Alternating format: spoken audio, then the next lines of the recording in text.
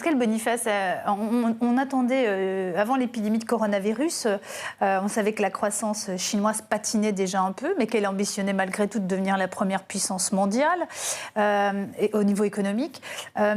Sans boule de cristal, avec cette épidémie, vous pensez qu'elle va pouvoir y arriver ou pas? C'est pour cette année? C'est pour quand? Faisons une comparaison historique. Il y a en 2003, avec l'épidémie du SRAS, qui est très comparable avec celle du coronavirus, certains disaient, ça y est, c'est fini de la Chine, ils ne viendront jamais au premier rang. À l'époque, la Chine devait faire peut-être 5% de l'économie mondiale. Maintenant, ils en font 16 à 17%.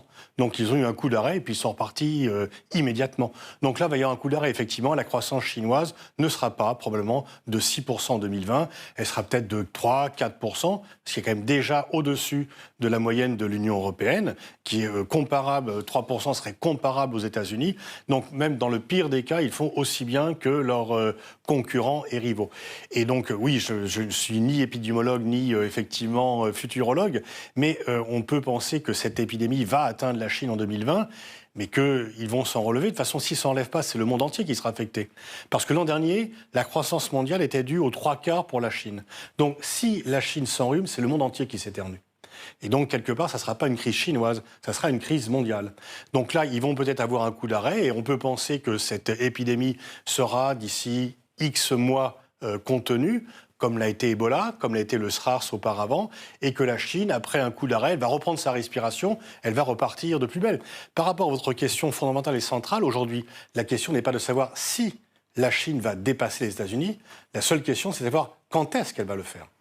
Et contrairement à ce qui s'est passé en 2003, lors de l'épidémie de SRAS, le pouvoir et son président Xi Jinping a énormément communiqué, ils ont pris les bonnes dispositions. Oui, pour deux raisons. D'une part, ils ont appris des erreurs du passé. Effectivement, en 2003, ils ont voulu être dans la négation.